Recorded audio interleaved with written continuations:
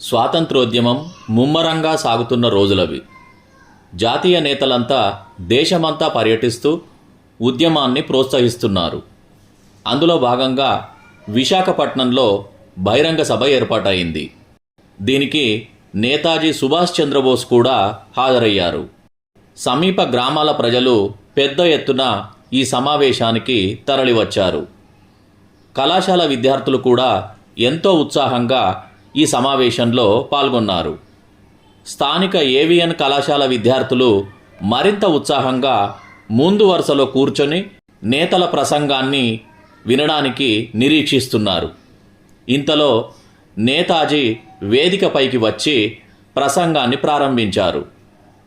British కుటిల పాలకులు మనకు స్వాతంత్ర్యం ఇవ్వకపోగా మనల్ని ఆకలి మంటలకు ఆహుతి చేస్తున్నారు. దారుణ హింసాకాండను ఇక సాగనివ్వకూడదు. అలాంటి దుష్ట పాలకులను మన నేల మీద నుంచి తరిమేయాలి. ఈ యజ్ఞంలో సమిధలయ్యేందుకు ఈ తెలుగు నేల నుంచి ముందుకు వచ్చే యువకులెవరు అంటూ ధీర గంభీర స్వరంతో సుభాష్ చంద్రబోస్ ప్రశ్నించారు. ఒక్కసారిగా నిశ్శబ్దం.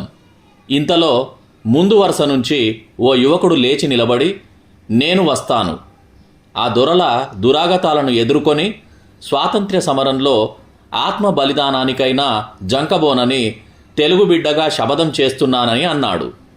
ఆ తెలుగు బిడ్డ చొరవకి, త్యాగనిరతికి సభలో హర్షధ్వానాలు వెల్లివిరిశాయి. నేతాజీ ఆ యువకుడి ఉత్సాహానికి కదిలిపోయి వేదిక దిగి వచ్చారు. అభినందనలతో ఆలింగనం చేసుకున్నారు. సభ వందే మాతరం నినాదంతో మారుమోగింది. అలా ఆ సభలో నాయకుడై వెలిగిపోయి నేతాజీనే మెప్పించిన ఆ యువకుడు ఎవరో కాదు, మన్నెం వీరుడు, మన తెలుగు జాతి ముద్దుబిడ్డ అల్లూరి సీతారామరాజు.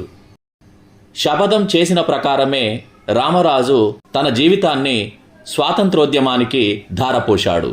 Thank you.